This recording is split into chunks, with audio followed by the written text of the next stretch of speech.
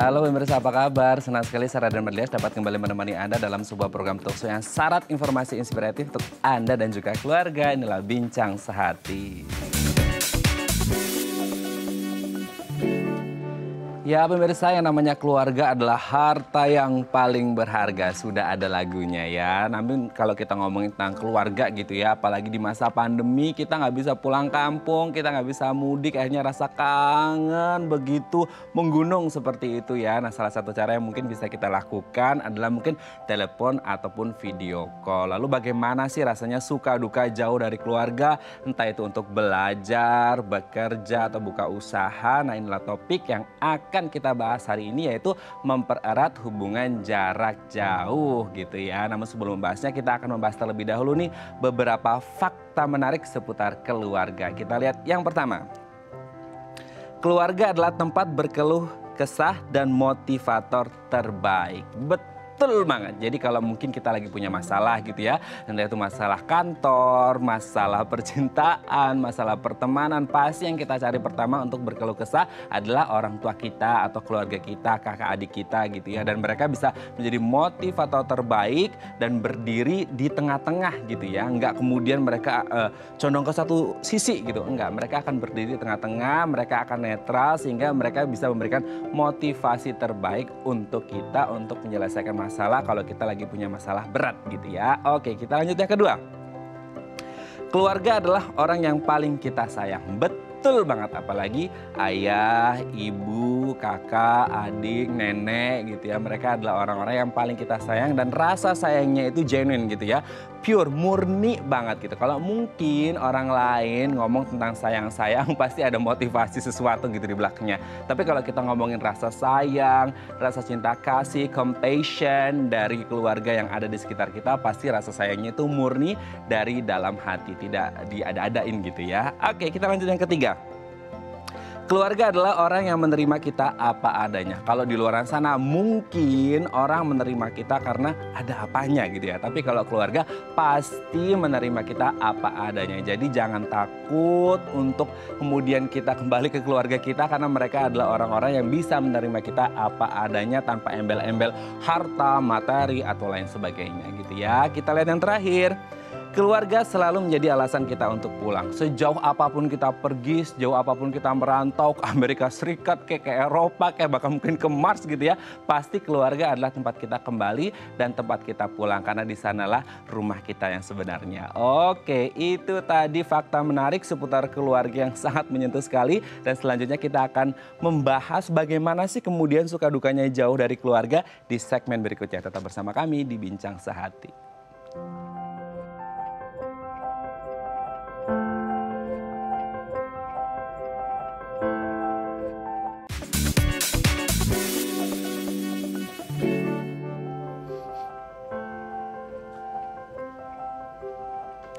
Baik, Anda masih bersama kami di Bincang Sehati dan kita masih membahas tema kita hari ini, mempererat hubungan jarak jauh. Tadi di segmen sebelumnya kita sudah membahas beberapa fun fact seputar keluarga gitu ya. Nah sekarang kita akan ngobrol langsung dengan seorang wirausahawan dan juga perantau yang juga harus hidup jauh dari keluarga. Ada Mas Yopi Ronaldi. Assalamualaikum, selamat pagi Mas Yopi, apa kabar? Waalaikumsalam Mas Met, kabar baik. Semoga pemirsa ada ETV juga dalam keadaan baik dan sehat. Amin. Oke, Mas Yopi, hari ini kan kita mau ngebahas tentang mempererat hubungan jarak jauh gitu ya. Apalagi kan di masa pandemi gitu ya. Dimana mungkin kemarin, mungkin kayak saya gitu. Kemarin nggak bisa mudik lebaran gitu kan. Dan juga mungkin banyak orang lain di Indonesia yang nggak bisa mudik gitu ya. Dan akhirnya nggak bisa ketemu sama keluarga. Dan itu sebenarnya berat banget sih gitu ya. Karena biasanya setiap tahun kan kita harus ketemu sama keluarga pas lebaran. Tapi ya pandemi kita tahan-tahanin dulu gitu ya. Nah kalau boleh tahu nih sekarang Mas Yopi ini kan katanya tadi perantau gitu ya. Memang sekarang ini berarti posisinya lagi jauh dari keluarga atau gimana nih? Ya benar Mas Met, saya sedang jauh dari keluarga. Kebetulan sudah ada 8 tahun merantau. 3 tahun pertama saya merantau ke Jogja. Saya buka usaha online di sana di bidang usaha kuliner. 5 tahun kemudian saya sempat bekerja di Jakarta, tapi sekarang sudah buka usaha di Jakarta. Oh, oke. Kan kalau keluarga besar saya ada di Bandar Lampung. Oh, oke. Berarti memang jauh dari keluarga gitu ya. Tapi sebenarnya kalau kita ngomongin keluarga itu kan pasti, aduh kangennya itu sangat luar biasa gitu ya. Nah sebenarnya ketika mungkin pas lagi pulang kampung gitu ya atau pas mudik itu, sebenarnya momen apa sih yang paling dirinduin, yang paling dikangenin sama keluarga yang ada di kampung itu seperti apa, Mas Yopi? Momen-momen yang dikangenin itu kumpul, makan bareng, pasti ya, itu kulineran, kita bisa berkuliner ke tempat-tempat makanan khas di Lampung, ketemu teman-teman, yang pastinya ada ziarah juga ke makam ibunda. Selain itu juga sebelum pandemi biasanya kan ada reuni teman-teman lama, teman sekolah, SD, SMP, SMA, biasanya seperti itu. Oke, berarti kan kalau kita flashback lagi ke tahun sebelumnya gitu ya, 2020 gitu, ketika masih ada pandemi, berarti ini bisa dipastikan kemarin ini mudik atau enggak nih gitu? Dan kenapa akhirnya nggak mudik gitu? Oh iya, ya kemarin Lebaran Idul Fitri 2020, kemarin nggak pulang mudik karena memang masih masa-masa awal pandemi ya, jadi ikut imbauan pemerintah, tidak ikut mudik. Sedangkan kemarin juga Lebaran Idul Adha, kemarin juga masih dirasa belum aman, juga nggak pulang mudik. Liburan akhir tahun juga rencana mudik, cuman belum kesampaian. Oke, berarti tahun baru juga kemarin belum bisa pulang kampung juga ya? Walaupun harus ketahan kemarin Idul Fitri nggak bisa pulang kampung. Berharap tadi kan Idul Adha bisa agak mereda sehingga bisa pulang untuk ngobatin kangen gitu ya. Tapi ternyata belum mereda juga dan harapannya di tahun baru. Tahun baru juga kemarin kalau boleh cerita pulang atau tetap masih di Jakarta aja? Stay di Jakarta karena ya ada suatu keperluan, jadi masih tetap di Jakarta. Yang penting kita semua dalam keadaan sehat. Oke, lalu gimana sih Mas? Maksudnya kan biasa pulang kampung, biasa mudik Lebaran gitu ya. Terus kemudian tiba-tiba kemarin 2 Lebaran nggak balik kampung, tahun baru nggak balik kampung. Gimana sih caranya untuk ngobatin rasa kangen, rasa rindu gitu kan? Kalau biasa ada quote bilang jangan menahan rindu, rindu itu berat gitu. Gimana nih? Untuk obat kangen sekarang kita dipermudah sama teknologi ya, udah ada telepon, ada WA, ada aplikasi Zoom ini seperti ini, jadi kita masih bisa tetap buka walaupun secara virtual. Misalnya saya seperti kan saya punya hobi dengan adik saya, sama-sama suka otomotif. Jadi misalnya kalau ada kita diskusi, misalnya lagi benerin apa nih gitu, bisa lewat video call gitu. Atau dengan saudara sepupu saya, misalnya nanya resep dong. Kebetulan kan saya usaha di bidang kuliner, jadi ya sharing-sharing resep makanan.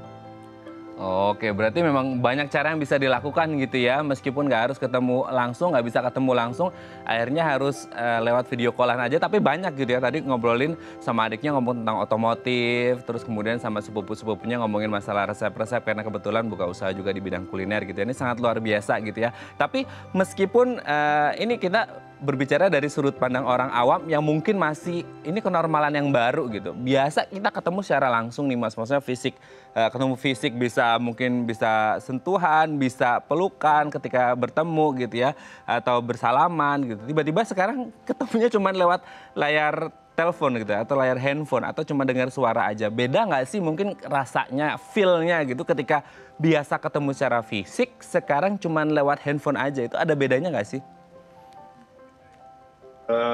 Kalau sebelum pandemi kita masih bisa pulang, ketemu langsung, tatap langsung, ngobrol yang puas, ngobrol lama, ketemu fisik. Misalnya ketemu orang tua kita bisa cium tangan, bisa sungkeman kalau orang Jawa. Sedangkan sekarang paling lewat video call, kita juga bisa tatap muka secara virtual. Atau mendengar suaranya aja.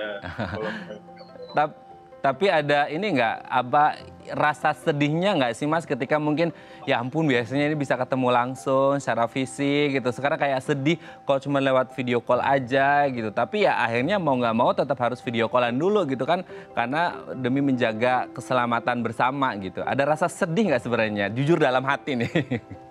Itu sebenarnya sedih ya, kangen itu memang eh, nggak bisa dipungkiri karena kita biasanya ketemu, saya udah sekian lama nggak ketemu sama keluarga secara langsung, jadi apa namanya, kangen. Kalau sekarang sih yang penting semuanya dalam keadaan sehat, apa namanya, itu sih yang penting, semuanya dalam keadaan sehat. Saya yang di rantau sehat, keluarga yang di sana sehat. Oke, oke Mas. Ini meskipun belum bisa mudik gitu ya, belum bisa ketemu sama keluarga secara langsung gitu. Sebenarnya apa yang masih bisa disyukuri? Sekarang sudah tahun baru 2021, meskipun belum bisa ketemu sama keluarga, apa yang menurut Mas Shopee masih bisa Mas Shopee dan keluarga ini syukuri gitu? Ya, kita harus masih bisa bersyukur. Sekarang masih bisa jalankan usaha yang pertama, masih bisa mendapatkan rezeki walaupun dalam masa-masa pandemi biasanya usaha banyak yang drop ya gitu. Jadi masih tetap bisa mencari nafkah, yang kedua masih bisa komunikasi lancar dengan keluarga walaupun secara apa namanya, lewat via telepon aja atau lewat video call. Yang kemudian yang ketiga yang penting kita semua dalam keadaan sehat.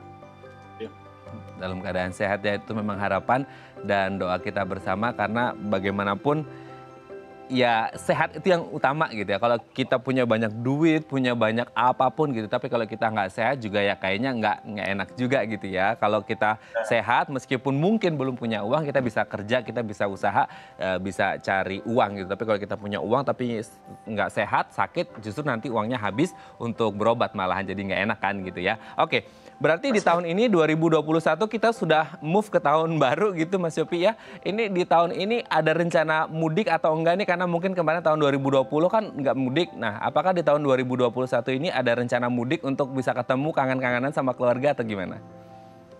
Ya, rencananya ada rencana mudik. Mudah-mudahan yang terlaksana. Yang penting kita tetap dalam masa era new normal ini, kita jaga kondisi.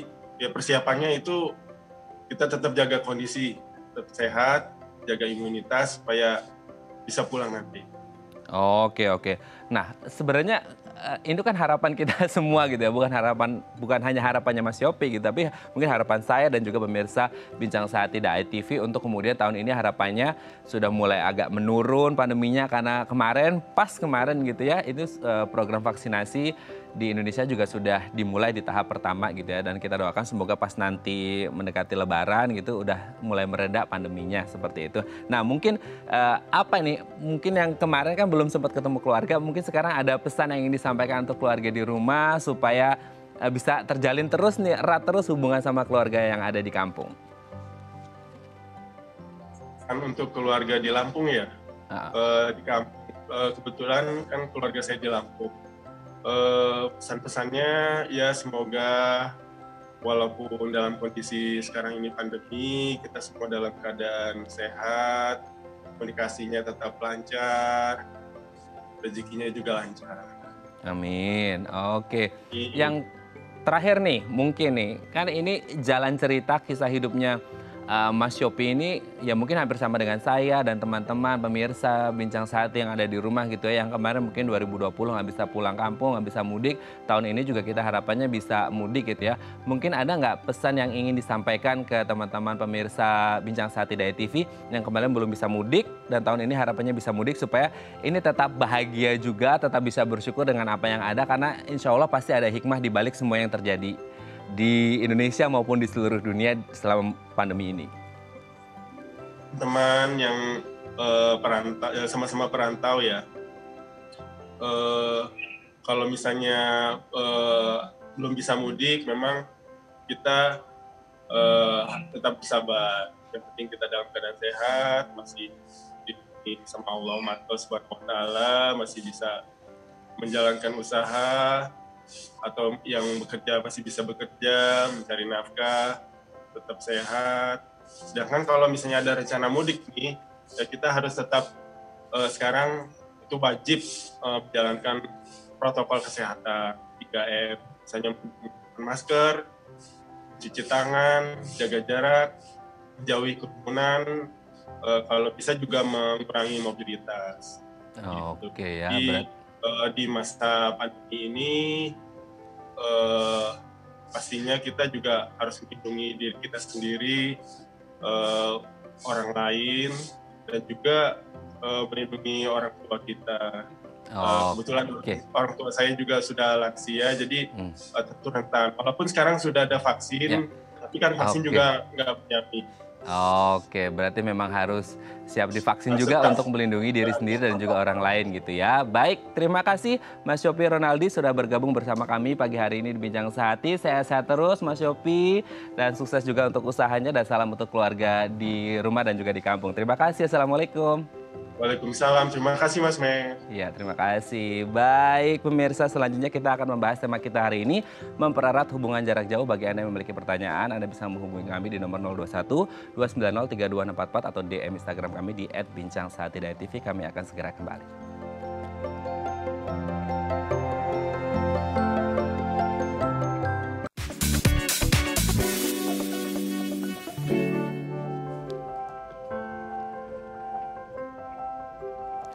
Baik, Anda masih bersama kami di Bincang Sehati dan kita masih membahas topik kita hari ini, mempererat hubungan jarak jauh seperti itu ya. Kalau tadi kita sudah membahas di segmen sebelumnya bagaimana suka duka seorang perantau gitu ya, ada Mas Yopi Ronaldi, dan kali ini kita akan membahas bersama dengan seorang psikolog untuk membahas bagaimana sih suka duka ketika kita jauh dari keluarga dan gimana caranya supaya hubungan kita sama keluarga yang jaraknya jauh itu bisa tetap erat. Nah, telah tersambung bersama kami di sambungan Zoom dengan Mas Erik Sucitra, MPASI Psikolog dari Perhati. Selamat pagi Mas Erik, apa kabar? Iya, selamat pagi Mas. Semoga dalam keadaan sehat. Ya, semoga kita semua gitu ya dalam keadaan sehat dan sehat dan pandemi usai gitu ya Mas ya. Amin. Amin, itu harapan kita semuanya. Oke, Mas Erik, hari ini kita akan membahas nih bagaimana kemudian cara kita merawat hubungan jarak jauh dengan keluarga supaya tetap erat gitu ya. Mungkin bisa dijelaskan dulu yang dimaksud dengan keluarga itu seperti apa sebenarnya Mas? Nah, oke. Ini tipe pertanyaan yang sangat saya senangi. Soalnya mungkin dari sudut pandang sebagai psikolog gitu ya. Kadang gemes Mas, kalau misalnya ngelihat ada orang kayak mengucapkan kata-kata yang sebenarnya artinya itu cukup kompleks tapi diucapkan sembarangan gitu. Kalau misalnya kayak ada orang bilang, aduh aku depresi banget nih gitu, atau aku OCD banget nih gitu ya. Itu sebenarnya aduh kayak gemes gitu, padahal artinya tidak sesederhana itu. Nah, sama juga dengan keluarga gitu ya.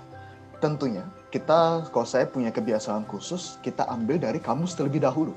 Nah, kalau misalnya dari KBBI, itu ibu dan bapak beserta anak-anaknya, orang seisi rumah, menjadi tanggungan. Kemudian dalam kamus bahasa Inggrisnya juga ada dibilang unit sosial yang paling mendasar, terdiri dari atas 2 orang tua dan lain-lain. Tapi yang menjadi pertanyaan adalah, apakah artinya hanya itu saja gitu ya? Apakah hanya sesederhana itu? Saya percaya dan saya yakin setiap para penonton di sini pun ketika mendengar definisi kamus itu akan mengetahui kayaknya enggak gitu doang deh, gitu ya. Mungkin Mas sendiri pun merasa kayak enggak gitu doang gitu. Betul. Karena dalam contoh kehidupan sehari-hari aja, istilah-istilah yang berkaitan dengan keluarga sering dipakai. Pasti pernah dengar ya Mas, kayak ada orang, aduh kamu tuh kayak adik aku sendiri, gitu ya. Atau aduh kamu tuh, atau yang mainnya koko-koko adik-adikan, aduh unyu-unyu deh, karena saya juga gemes sendiri. Saya sendiri pun punya gitu ya, orang-orang yang saya anggap keluarga sendiri, adik sendiri, anak sendiri, padahal tidak ada hubungan darah. Sehingga saya ketika cari definisi yang paling oke, itu justru saya dapatkan dari Fernando Barcelona, yaitu Creative Director. Dia ngomong kayak gini, saya pikir arti dari keluarga itu melampaui garis keturunan, marga, ataupun obligasi atau kewajiban gitu ya. Bagi saya kata keluarga meliputi orang-orang dalam hidup kita yang berkomitmen untuk menyayangi dan mendukung kita tanpa syarat. Ini nggak berbicara tentang sesuatu yang pasif seperti hak waris, tapi sebuah pilihan, yaitu disiplin yang menolong kita menjadi lebih sejahtera sebagai individu dan bagian dari masyarakat. Jadi sederhananya memang secara ilmiah, ya orang-orang sedarah. Tetapi secara non-harafiah, itu berarti sebuah lingkaran sosial yang di dalamnya terdapat orang-orang yang saling mengasihi dan support satu sama lain. Oke, ini sangat luar biasa bagaimana kemudian definisi keluarga itu sangat universal sekali gitu ya Mas ya. Oke, tapi sebenarnya kalau kita ngomongin hubungan keluarga yang ideal sampai kita harus hubungan jarak jauh yang harus dieratkan gitu, sebenarnya keluarga yang ideal itu yang seperti apa sebenarnya sih Mas? Oke, nah saya pengen disclaimer dulu nih, yang paling pertama dan terutama nih, yaitu tidak ada keluarga yang sempurna. Oke, tidak ada satupun keluarga yang sempurna. Sehingga untuk menjawab pertanyaan hubungan atau keluarga yang ideal itu seperti apa, memang nggak bisa yang terlalu hitam putih gitu ya. Tapi secara sederhananya, mungkin oke lah keluarga yang baik, yang fungsional itu seperti apa. Ada banyak faktor, tentu saja gitu ya. Tapi secara sederhananya adalah ada perasaan aman, ada perasaan feeling safe gitu. Benar-benar kalau dalam bahasa puitisnya, seakan-akan seperti rumah. Inilah tempat yang aku merasa menjadi bagian di dalamnya tanpa aku merasa takut gitu. Misalnya, ciri-cirinya gitu ya. Tidak selalu saling mendikte atau menuntut satu sama lain. Ketika ada yang menyuarakan pendapat, tidak langsung dipotong atau tidak langsung di shutdown, direndahkan gitu. Masalah tidak disepelekan, tidak banyak membanding-bandingkan, memberikan kesempatan, kepercayaan, dan lain sebagainya lah. Nah, justru yang banyak miskonsepsi gitu ya, yang seringkali ada orang miliki, sebagian besar orang miliki adalah keluarga yang ideal atau keluarga yang harmonis, itu artinya nggak ada konfliknya. Coba deh kita pikirkan gitu ya, apakah itu betul? Itu nggak benar. Karena begini sederhananya, seorang pria pasti menikahi wanita yang tidak sempurna, sehingga kedua orang yang tidak sempurna ini pada suatu hari akan menghasilkan buah hati yang juga tidak sempurna. Sehingga konflik pasti ada, gitu ya, pasti ada. Yang menjadi masalah adalah bagaimana cara kita memandang konflik gitu. Sama dengan stres. Stres itu tidak sepenuhnya buruk. Tapi yang penting adalah cara memandangnya, cara menggunakannya itu, energinya itu seperti apa. Konflik, kalau nggak ada konflik ya, justru itu lebih lampu merah, Mas. Karena itu menandakan bahwa antara salah satunya terlalu dominan atau salah satunya terlalu pasif, terlalu nggak enakan gitu ya, itu lama-lama kayak bom waktu. Atau kedua belah pihak sudah sangat dewasa di dalam mengomunikasikan ekspektasi mereka gitu. Mungkin itu nanti kita bisa obrol lebih dalam ya soal komunikasi. Soal ini penting sekali. Oke, masalah komunikasi gitu ya. Kalau tadi kan kita ngobrolin tentang ideal, itu kemudian harmonis, meskipun tidak ada keluarga yang sempurna tadi Mas Erik bilang kan seperti itu. Nah, kalau sekarang nih Mas, konteksnya kan seperti tema kita hari ini ya, mempererat hubungan jarak jauh karena masalah pandemi gitu, belum bisa pulang. Nah, tadi juga sempat Mas Erik ngomongin tentang komunikasi gitu. Nah, sebenarnya komunikasi yang pas ketika sekarang masa pandemi di mana kita nggak bisa pulang secara langsung, kita nggak bisa ketemu fisik secara langsung, sebenarnya komunikasi apa ini yang pas yang supaya hubungan kita itu sama keluarga tetap erat gitu, apalagi untuk mereka-mereka yang merantau gitu ya, entah itu merantau untuk bekerja, buka usaha ataupun sekolah gitu. Nah, sebenarnya komunikasi jenis apa yang efektif gitu untuk kemudian hubungannya tetap oke nih gitu. Oke, baik. Nah, saya selalu bilang ke banyak orang gitu ya. Gini, bukannya saya mau maksa-maksa sok bersyukur atau toxic positivity gitu ya, maksa segala sesuatu jadi positif, enggak. Tapi salah satu hal positif yang bisa kita syukuri dari pandemi ini adalah ini terjadi bukan ratusan tahun lalu. Gitu ya. Bayangin kalau misalnya ini terjadi ratusan tahun lalu nih, waduh, bener-bener deh, bener-bener isolasi sosial tuh, distancing itu bener-bener akan terisolasi sekali gitu. Karena cuma bisa surat menyurat, itu pun mungkin mesti disinfektan dulu, belum tentu semuanya bisa lewat gitu. Nah, tapi sekarang gitu ya, syukurnya kita ada teknologi. Betul, lagi-lagi disclaimer ya, betul sekali, tidak akan ada yang bisa menggantikan pertemuan atau komunikasi secara langsung, benar-benar secara interpersonal gitu ya. Nah, tapi saya selalu punya prinsip, dan ini yang selalu saya share juga kepada banyak orang, kepada klien, teman-teman gitu, tetap meskipun yang paling baik adalah komunikasi pertemuan langsung gitu, tetap aja lebih baik menggunakan opsi alternatif daripada tidak ada sama sekali. Itu jadi mungkin tadi udah sempat ya di dalam segmen sebelumnya, ada yang pakai Zoom, ada yang pakai voice call, ada yang pakai video call gitu ya, dan itu sangat amat membantu sebetulnya. Sangat amat membantu ya. Tapi sebenarnya Mas, kan banyak yang bilang gini, mungkin ini excuses ya gitu ya. Jadi mereka bilang kayak iya sih ketemu lewat virtual, lewat suara atau lewat layar gawai kita gitu. Tapi banyak yang kemudian bilang bahwasanya kayaknya nggak bisa ngobatin, maksudnya kayak nggak feel-nya itu nggak sedapat ketika kita bertemu secara langsung, komunikasi one on one gitu. Tapi sebenarnya apakah komunikasi yang efektif itu harus selalu bertemu one on one secara fisik, atau sebenarnya jarak jauh juga sebenarnya komunikasi tetap bisa efektif dan hubungan sama keluarga tetap bisa erat, Mas? Oke, baik. Thank you banget, itu pertanyaan sangat baik. Nah, seperti yang tadi aku udah sempat teaser gitu ya, yaitu memang tidak akan ada yang pernah bisa menggantikan personal interaction secara langsung. Karena misalnya nih ya, advantage atau strength utama dari pertemuan langsung adalah kita bisa merasakan secara langsung kehadiran dan kehangatan fisiknya gitu. Kemudian eye contact, mungkin kalau lewat layar gitu ya bisa aja, tapi kan tetap kita ada sebuah impresi, penghayatan, pemaknaan itu ada yang memisahkan gitu. Mau gimana pun juga kayak ada kaca gitu yang memisahkan gitu ya. Dan kemudian ada atensi, perhatian penuh, bahasa tubuh. Nah ini yang penting sebenarnya. Ada bahasa tubuh yang menyatakan kasih sayang. Misalnya pelukan, tepukan di pundak gitu ya. Kalau sahabatan mungkin bekek-bekekan gitu ya. Jadi memang semua faktor di atas itu yang tadi saya katakan, itu elemen-elemen penting yang menjadi bagian penting dari bahasa kasih quality time.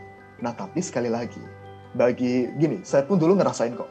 Kayak, aduh pengen nih sebenarnya ketemu langsung gitu, tapi ada sih virtual meeting, tahu sih, tapi kayaknya nggak bisa deh, jangan deh. Nah, tapi begini, pertanyaannya adalah kan, kita bedakan faktor yang dapat dikendalikan dan yang di luar kendali.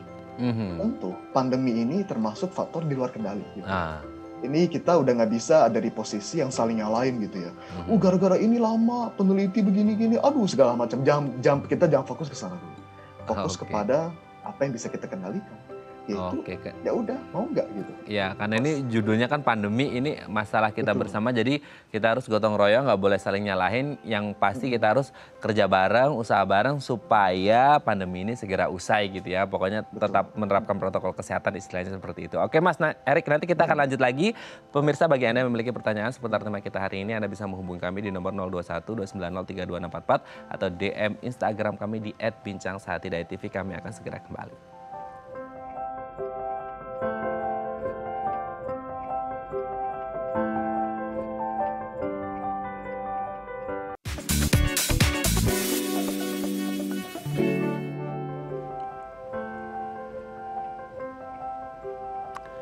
Baik, Anda masih bersama kami di Bincang Sehati dan kita masih membahas sama kita hari ini mempererat hubungan jarak jauh, terutama untuk keluarga yang kita sebagai perantau harus tinggal jauh dari keluarga, belum bisa ketemu karena pandemi gitu ya. Masih bersama dengan Mas Erik Sucitra, MPASI psikolog dari Perhati Counseling and Care Center. Mas Erik, kita lanjut lagi nih Mas. Nah sebenarnya kalau ngomongin tentang hubungan jarak jauh gitu ya, ini kan pasti ada suka duka, meskipun mungkin banyak orang berpikirnya banyak dukanya gitu karena harus jauh dari keluarga. Meskipun sebenarnya kita belajar, merantau gitu untuk belajar, untuk bekerja atau buka usaha, itu juga kan pasti ada sukanya karena itu demi mengejar masa depan gitu atau cita-cita atau impian kita kan seperti itu. Tapi sebenarnya suka duka ketika kita sebagai seorang individu, seorang manusia harus jauh dari keluarga itu apa aja sebenarnya Mas? Oke. Jujur, untuk menjawab itu saya teringat waktu saya dulu kuliah di luar,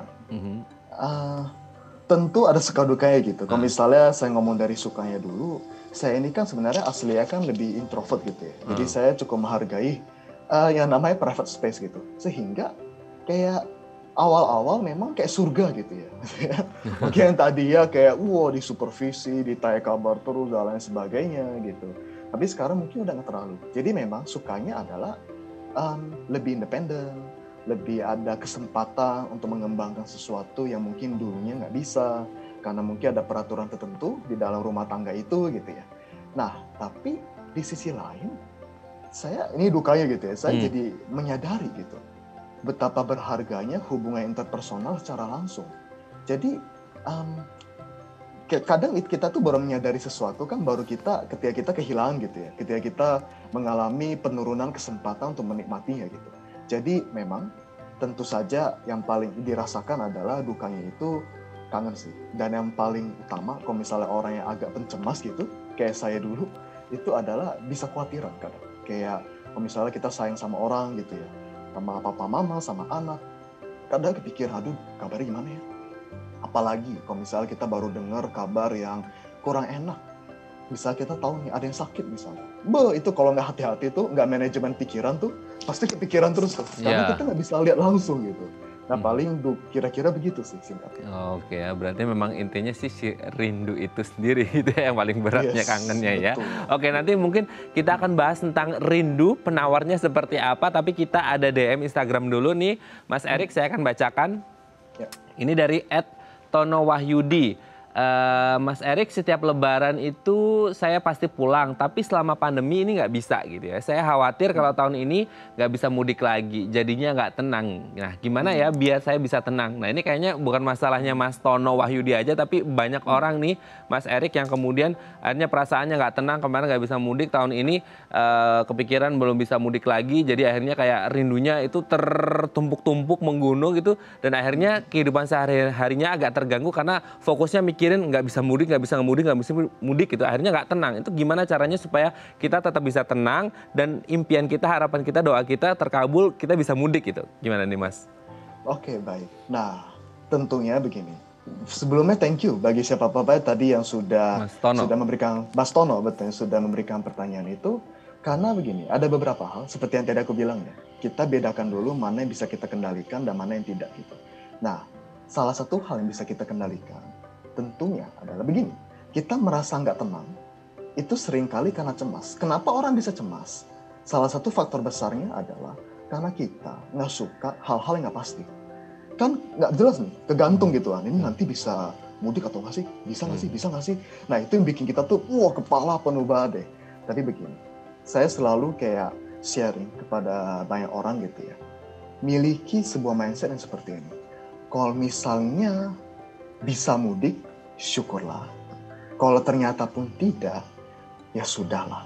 Kemudian baru ditambahkan dengan reminder-reminder, kayak personal reminder, yang benar, yang bisa membuat kita merasa lebih tenang. Contoh, mungkin ini bagi banyak orang yang punya kegundahan yang serupa gitu ya. Hanya karena tahun ini nggak bisa mudik, bukan berarti selama-lamanya nggak bisa kok. Someday akan bisa.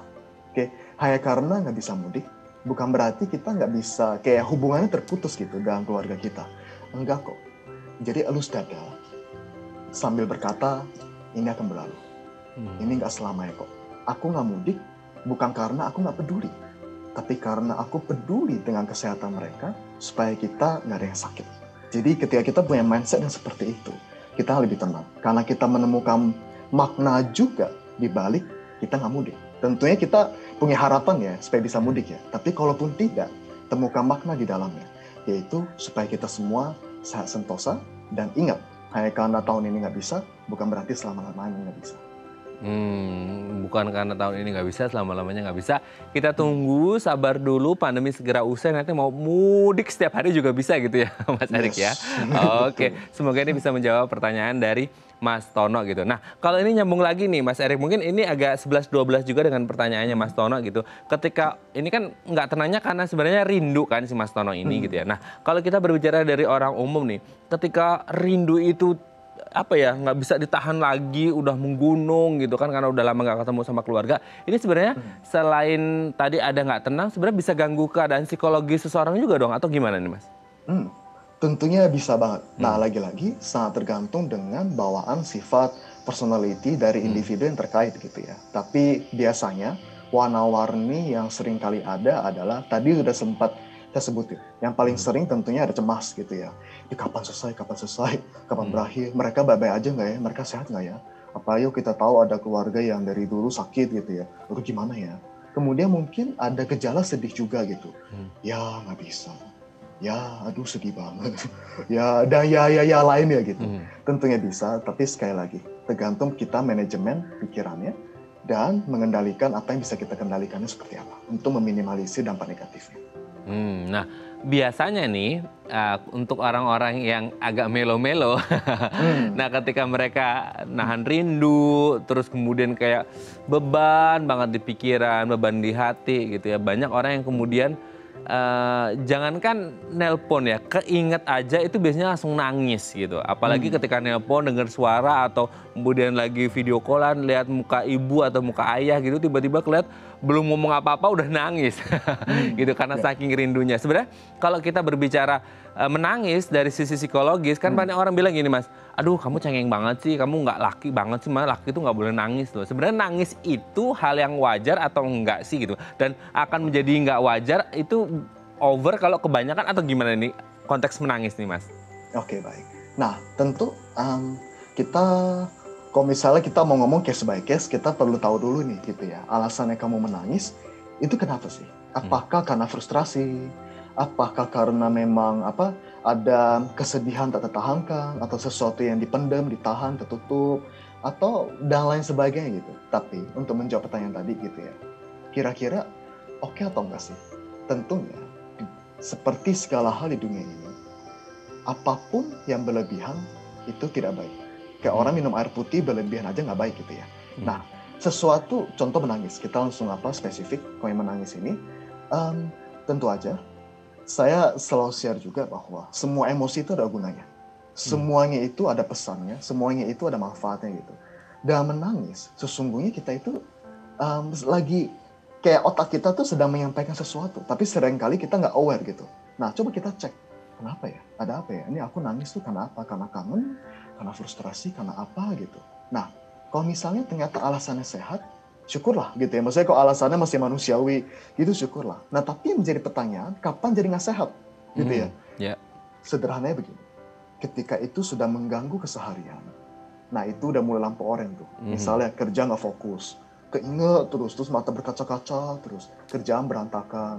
Kalau mahasiswa yang kuliah di luar kota gitu ya, sama tuh mengganggu, susah nugas gitu, cemas, nggak bisa ngapa-ngapain. Nah itu baru sudah mulai lampu oranye gitu.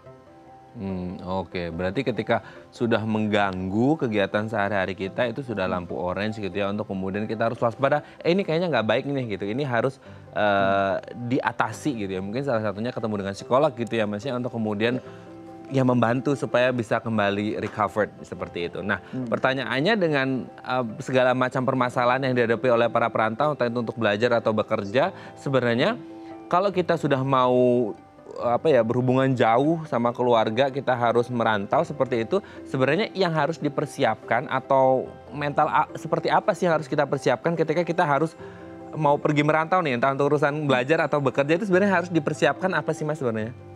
Oke, baik. Tentu saja. Ini saya selalu berikan tips sederhananya adalah kalau sempat, jangan kalau sempat. Sempatkan waktu. Gitu ya. Iya. Sempatkan waktu untuk mungkin udah mulai cari tahu pengalaman-pengalaman mereka yang merantau. Jadi dapat gambarannya nih. Benar-benar dapat kayak bisa mempersiapkan diri. Karena banyak orang justru stresnya itu karena shock gitu ya. Karena kayak kalau ada misalnya terutama orang yang misalnya kuliah luar negeri atau dimutasi keluar negeri bahkan gitu ya, sering shock karena perbedaan budayanya. Kemudian ketika merasakan perbedaan budaya itu lagi cultural shock begitu, akhirnya kangen. Karena gini, kangen itu seringkali terjadi ketika kita menginginkan rasa aman.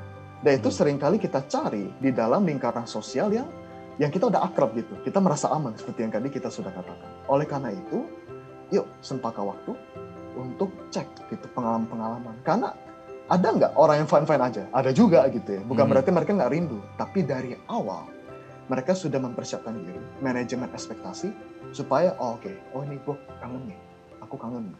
Oke, tapi ya sesuai dugaan. Oke lah, solusinya seperti apa? Jadi tips lainnya itu adalah tentu komunikasikan, sepakati. Mau kita ngobrol seminggu sekali misalnya, telepon seminggu sekali. Itu salah satu. Tapi sebenarnya kalau bawa barang-barang kesayangan bersama itu bagus atau nggak sih Mas? Nah, Nah ini sebenarnya agak mirip pertanyaannya dengan yang kalau ada orang, kalau misalnya kita amit-amit misalnya berduka gitu ya. oke nggak sih kalau kita misalnya nyimpen mementonya misalnya gitu ya? Oke nggak sih kita nyimpen kenangannya? Jawaban sederhananya adalah tergantung mindsetnya. Karena kita nggak bisa jawab pertanyaan ini tuh hitam putih banget. Kalau misalnya nih, ini membuat kita semakin menikmati memori-memori bersama orang itu, kita justru semakin menghargai gitu ya. Mengantisipasi kalau suatu hari ketemu lagi, wah langsung akrab, happy banget gitu.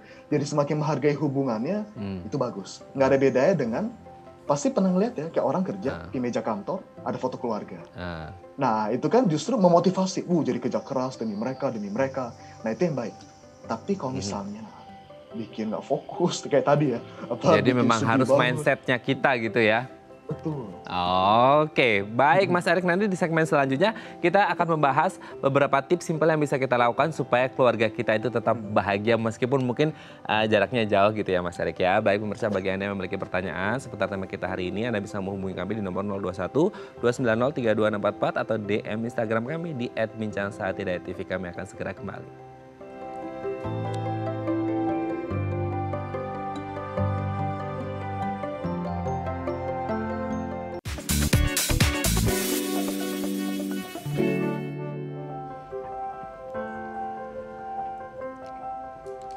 Baik, Anda masih bersama kami di Bincang Saati dan kita masih membahas tema kita hari ini mempererat hubungan jarak jauh, masih bersama dengan Mas Erik Sucitra, MPASI psikolog dari Perhati Counseling and Care Center. Mas Erik, di segmen terakhir ini kita akan membahas beberapa tips yang bisa kita lakukan gitu ya untuk membuat keluarga kita bahagia. Kita lihat yang pertama, ciptakan kenyamanan. Nah memang kalau di mana-mana itu keluarga, kerja atau apapun judulnya gitu ya, nyaman itu kan nomor satu. Gimana nih Mas?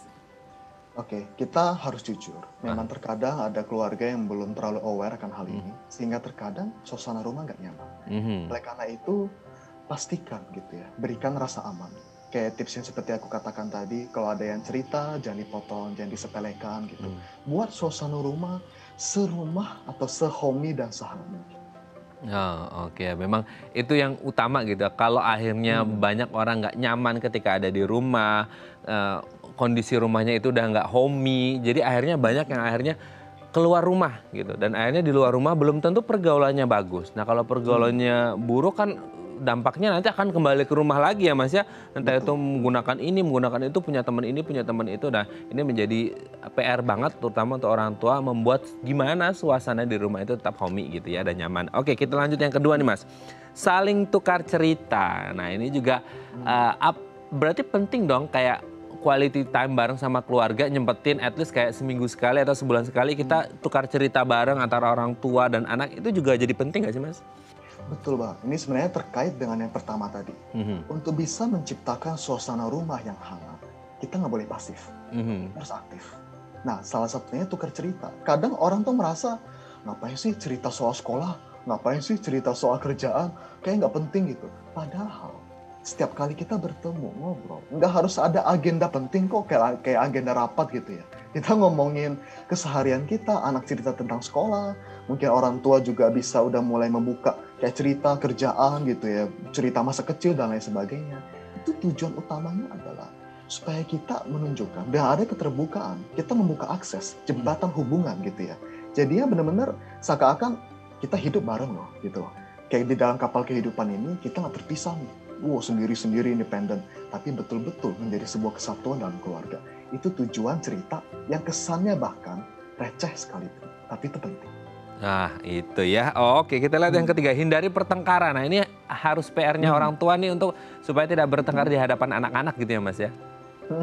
Benar. Nah begini, memang tadi aku bilang konflik itu memang ada gunanya karena itu justru menunjukkan daerah atau PR gitu ya, ekspektasi yang mungkin selama ini belum terkomunikasikan. Tapi tentunya bijak juga gitu ya. Jangan misalnya di depan anak atau gimana. Kalau misalnya ada perlu ada anger management, silakan belajar. Dan yang paling penting deh intinya, kalau misalnya bisa memiliki mindset pertengkaran atau argumen atau konflik, itu bukan untuk saling menang, bukan untuk gontok-gontokan, tapi itu menemukan kesepakatan. Dengan mindset ini pertengkaran akan benar-benar bukan terminimalisir, akan lebih manageable gitu. Karena aku selalu bilang kayak gini, buat apa sih menang pertengkaran, tapi ujung-ujungnya hubungan semakin retak. Secara jangka panjang, harga yang harus dibayar malah jauh lebih mahal daripada ego kita yang ditinggikan. Oke, selanjutnya jujur dan terbuka ini menjadi penting juga, jujur. Ya, nah tentu ini nyambung sebenarnya dari tips-tips sebelumnya. Harus ada rasa nyaman dan aman dulu baru orang bisa jujur ya. Betul, kalau misalnya ada anak jujur, buset dimarahinnya sampai mentok banget gitu ya. Wah, itu jangan heran kalau misalnya kita jadi susah jujur dan terbuka. Ya, kita kembangkan, ciptakan atmosfer ketika ada orang jujur, kita benar-benar betul teguran mungkin diperlukan, betul, tapi hargai juga. Oke, terakhir Mas, selalu ungkapkan sayang. Nah, ini penting juga ya. Benar, gini, ini tipikal seringkali menjadi isu negara-negara atau keluarga berbudaya Asia. Kadang yang kayak gini tuh kayak cringe atau ini kayak geli banget deh. Aneh ya gitu ya, awkward banget gitu. Betul, mungkin budaya Western hal kayak gini tuh lebih gampang gitu, lebih terbuka. Tapi saya pengen sampaikan bahwa terkadang meskipun kita ngerasa aku udah sayang sama dia gitu, tapi kalau dianya nggak merasa, misalnya, ya itu percuma. Terkadang kita masih clear, aku melakukan ini because I love you, aku sayang kamu, aku begini-gini dan lain sebagainya. Itu seringkali dibutuhkan kita ucapkan secara sengaja.